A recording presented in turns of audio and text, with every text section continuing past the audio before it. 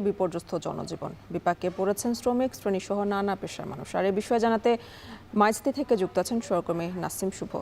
শুভ, গরমে জনজীবনে ভোগান্তি কেমন বাড়ছে, কেমন দেখছেন চারপাশ, জানাবেন।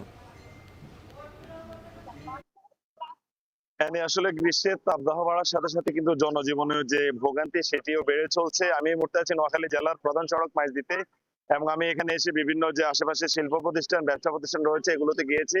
এগুলোতে দেখেছি একদিকে গ্রীষ্মের তাপদাহ, অন্যদিকে হচ্ছে আসলে লোডশেডিং এর কারণে বিদ্যুৎ না থাকায় এসব অফিস আদালত সহ বিভিন্ন প্রতিষ্ঠানে যে যারা কর্মরত রয়েছেন তাদেরকে কিন্তু বেশ ভোগান্তি পোহাতে হচ্ছে। বিশেষ করে দিনের প্রায় 12 ঘন্টার বেশি সময়, অর্ধেকের বেশি সময় এখানে বিদ্যুৎ না থাকাতে কিন্তু তারা গরমে হাঁফসাপ খেতে হচ্ছে। এছাড়া নোয়াখালীর যে দুটি বিসিক শিল্পনগরী রয়েছে, সেই দুটি বিসিক শিল্পনগরীতে গরমের সাথে বিদ্যুৎ না থাকায় উৎপাদনও ব্যাহত হচ্ছে। পাশাপাশি এই সময়ে শ্রমিকরা কিন্তু তাদের যে শ্রমঘণ্টা সেটিও নষ্ট হচ্ছে। আমি কথা বলেছি এখানে বিদ্যুতের আসলে যারা কর্তৃপক্ষ রয়েছে, বিদ্যুৎ উন্নয়ন বোর্ড এবং পল্লী বিদ্যুতের সাথে।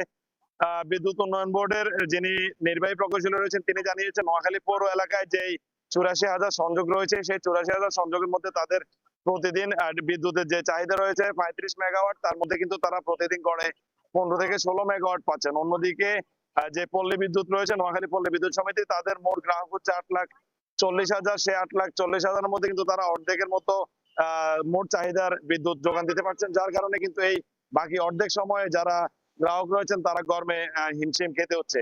তো এই ছিল আসলে নোয়াখালী থেকে গ্রীষ্মের তাপদাহ ও গরমের পরিস্থিতি নিয়ে আমার কাছে সবশেষ।